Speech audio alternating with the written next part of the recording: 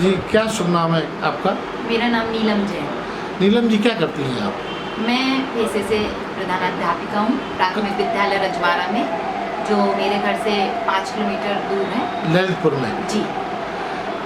नीलम जी, आपका परिचय क्या है? कहाँ की रहने वाली हैं? क्या आपकी शिक्षा रही, उसके बारे में बताइए।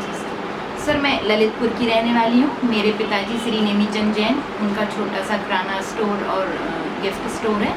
माता जी गृहिणी हैं और मेरी प्राइमरी शिक्षा नवोदय विद्यालय देलवाड़ा ललितपुर में हुई है। कक्षा 6 से 12 तक शिक्षा मैंने वहीं ग्रहण की है। और वहाँ का माहौल ये होता है कि आपको सुबह 4 बजे जो फील्ड में खड़ा कर दिया जाता है और रात के 10 बजे तक आपका एकदम टाइट शेड्यूल होता है। हर चीज़ का टाइम डिवाइड है, रेमेडियल क्लासेस का, पढ़ाई का, फिर गेम्स का, स्पोर्ट्स का, आपके जो आपस में कन्वर्सेशन का। तो जो लाइफ है बहुत ज़्यादा स्ट्रगलफुल रही। तो उस समय से जो मैंने बचपन में जो चीज़ अपने अंदर ग्रहण कर ली, वो मेहनत, ईमानदारी और दिन भर कार्य में बिजी रहना, तो वो आज तक मेरे कार्यशैली में है। तो अच्छा लगता है। तो आप टोटल एजुकेशन आपकी कितनी रही? मेरी एजुकेशन MSc B.Ed है और MA एजुकेशन भी है, जो इक्विवेलेंट होता है M.Ed के, और MA सोशियोलॉजी भी है। तो आप असल में करना क्या चाहती थी? सर, वैसे तो मैं डॉक्टर बनना चाहती थी, लेकिन थोड़ी आर्थिक परिस्थितियाँ ऐसी नहीं थी। भाई हमारे बाहर थे। एक भाई हमारा वैज्ञानिक है रावत भाटा एटॉमिक पावर स्टेशन में, तो तब वह भी स्ट्रगल कर रहा था जिस टाइम मैं पढ़ रही थी, तो उनका भी सहयोग नहीं मिल पाया। तो मैं डॉक्टर बनना चाहती थी क्योंकि वो सेवा का क्षेत्र है, लेकिन कुछ परिस्थितियों के कारण नहीं बन पाई और मैं एजुकेशन में आ गई। कैसे आई आप एजुकेशन लाइन में? एजुकेशन में जैसे मैं मेरी पढ़ाई में भी मुसीबतें आ रही थी कि पढ़ने के लिए आर्थिक जो चीज़ें हैं वो नहीं है, मतलब आर्थिक स्थिति नहीं थी। तो मैंने बच्चों को पढ़ाकर ट्यूशन पढ़ाकर अपनी शिक्षा पूर्ण की। तो उसी समय आ गई थी मैं शिक्षण कार्य में, तो क्योंकि गरीब बच्चों को ही पढ़ाती थी और खुद भी गरीब थी, तो आपस में कनेक्शन हो गया। फिर एक प्राइवेट स्कूल में पढ़ाने लगी शादी के पहले। शादी कब हुई आपकी? मेरी 2005 में। तो शादी के बाद आपको गवर्नमेंट जॉब मिला? जी, 2007 में हमारी ट्रेनिंग हो गई। किस माध्यम से मिला? क्या वो विशिष्ट BTC वाला मुद्दा था? BTC वाली जो विज्ञप्ति आई थी उसके थ्रू 2009 में मेरी ज्वाइनिंग हुई और 2008 में हमारी ट्रेनिंग चली बांदा में। मेरी फर्स्ट जो ज्वाइनिंग है वो बांदा जनपद में हुई थी। जी। फिर वापस आप ललितपुर कब आई? 2012 में ललितपुर आई, 4 साल वहाँ पर एजुकेशन प्रोवाइड करके। जो मेरा क्षेत्र था वो इतना सुदूर ग्रामीण क्षेत्र था कि 5-6 किलोमीटर तक कोई वाहन नहीं जाते थे, और स्कूटी अगर चलाऊं तो वो सीधी नहर में जाती, और जो बारिश मुश्किल का दौर था। हाँ, बारिश में माहौल हो जाता था बिल्कुल स्विमिंग पूल जैसा, तो बड़ा पीड़ादायक रहा है। चूंकि आपकी शादी हो गई थी तो कैसे मैनेज करती थी आप? सर, मैनेज तो क्या होता है कि जब लाइफ में स्ट्रगल आ जाते हैं तो करना चाहिए, उसको चुनौती लेके करना चाहिए। तो मैं बांदा रहती थी छोटी सी बच्ची को लेके, 5 महीने की बच्ची लेके गई थी मैं वहाँ, और पतिदेव यहीं रहते थे। इनका भी तभी प्राइवेट जॉब था। आर्थिक भी बहुत सारी कठिनाइयाँ हमने झेली हैं। कभी बच्चे कितने हैं टोटल आपके? एक लड़की है हमारी, सिंगल गर्ल चाइल्ड। अब तो वो नीट की तैयारी करने अभी मैंने जस्ट भेज दिया है, 10th पास आउट करके। पास किया, रिजल्ट अवेटिंग पर है। ठीक है जी। ललितपुर में आने के बाद आपको इस जिले में कहाँ पोस्टिंग हुई आपकी? ललितपुर में आने के बाद रामपुरा क्षेत्र वृद्धा का, वहाँ 7 किलोमीटर तभी रास्ता नहीं हुआ करता था। सबसे पहली पोस्टिंग हमको वहाँ मिली। फिर उसके बाद 1 या 1.5 साल बाद हम खड़ीरा आए, चकोरा ब्लॉक के। फिर वहाँ से हमारा प्रमोशन हो गया हेड मिस्ट्रेस के पोस्ट पर, तो हम कंचनपुरा कल्याणपुरा चले गए। फिर वहाँ से रजवाड़ा इंग्लिश मीडियम स्कूल हुआ, तब मैं वहाँ आई, क्योंकि मुझे आगे से शुरू से एक सपना था कि बहुत अच्छा जो गवर्नमेंट ने जो ये अंग्रेजी स्कूल का जो प्लान किया था, उसमें कुछ सिलेक्टेड टीचर्स को ही उन्होंने अपॉइंट किया था। टेस्ट हुए थे उसमें आपने भागीदारी की थी? यस सर, हमारे ललितपुर में सबसे हाईएस्ट मार्क्स थे, तो हमको प्रायोरिटी पे फर्स्ट स्कूल चुनौती के रूप में मिला था, तो मैंने रजवाड़ा ले लिया था। तो तब से आप रजवाड़ा में ही हैं? 2019 जुलाई से मैं रजवाड़ा में। रजवाड़ा में आपने क्या क्या काम किए, अपने अचीवमेंट्स बनाइए? जी सर, जो भौतिक परिवेश है वो जैसे सरकारी स्कूल नॉर्मली होते हैं वैसे था। तो मैंने वो जो होता है ना, first impression is the last impression, तो सबसे पहले तो रजवाड़ा जो प्राइमरी स्कूल मिला उसको लोगों की नज़रों में मुझे प्राइवेट स्कूल इंग्लिश मीडियम के रूप में परिवर्तित करना था। तो फर्स्ट इम्प्रेशन के रूप में मैंने उसकी बिल्डिंग में सुधार किया। वो होता है BaLA building as a teaching aid, मतलब पूरी बिल्डिंग ही आपको पढ़ाई के लायक देखे और बच्चे पढ़ें, निकलने वाले लोग मोटिवेट हों। तो जैसे बाहरी दीवारों पे उसका लुक चेंज किया, महापुरुषों के चित्र वगैरह, 2 रूम्स बनवाए, फिर इंफ्रास्ट्रक्चर में बहुत डेवलपमेंट किया। तब आपके यहाँ स्टाफ कितना था? तब 6 लोग थे, अब हम मुझे मिला के 8 लोग हैं।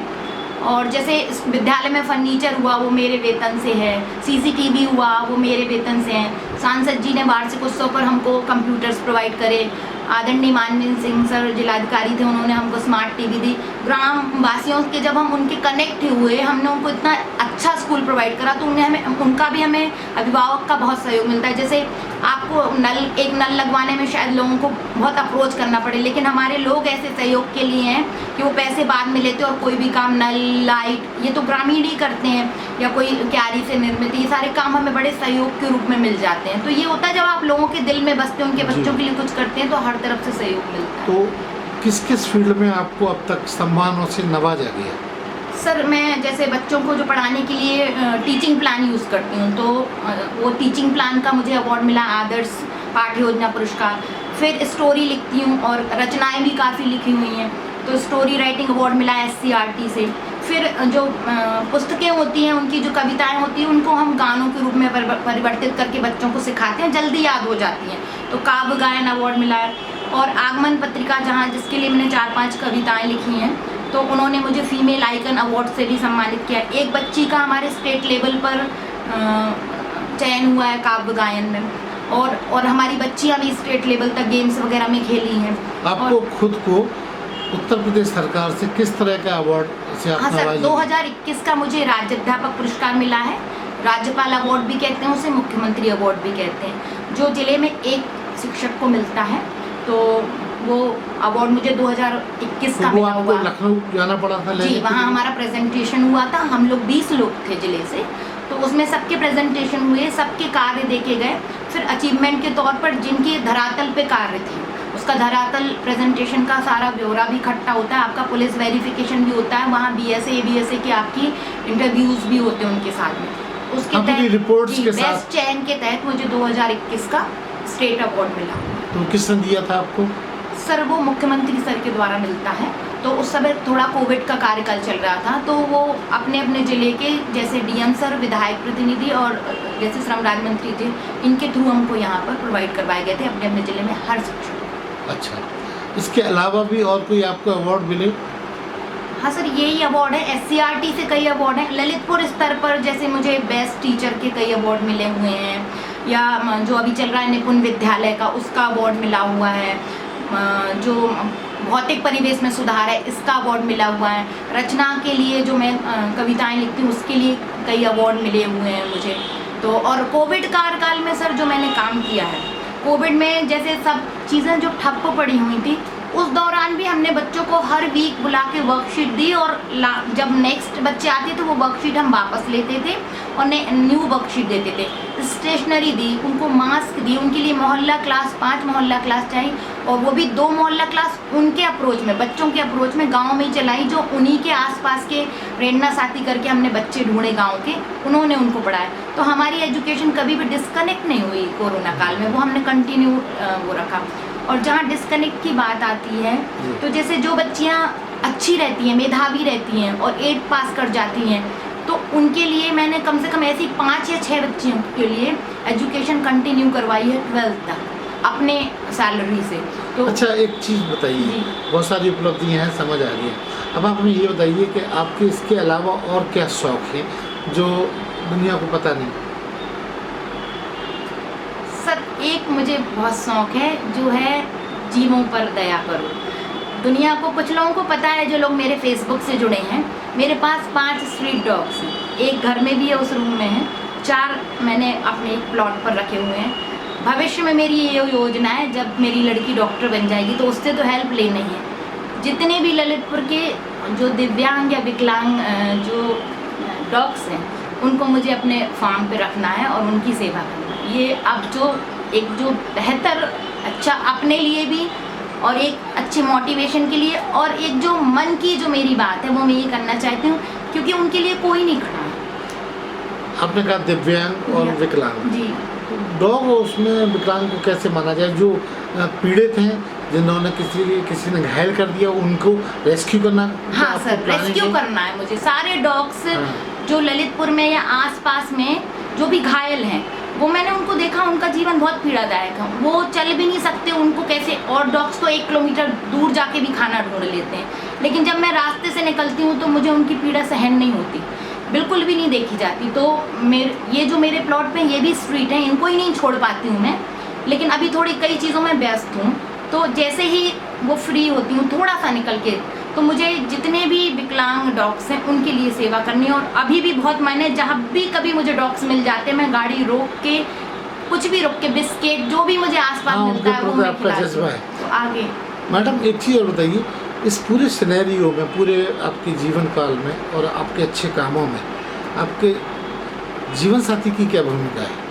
क्योंकि बहुत बड़ी बात है कि आप इतना कुछ कर रही हैं, उनका क्या रोल होता है?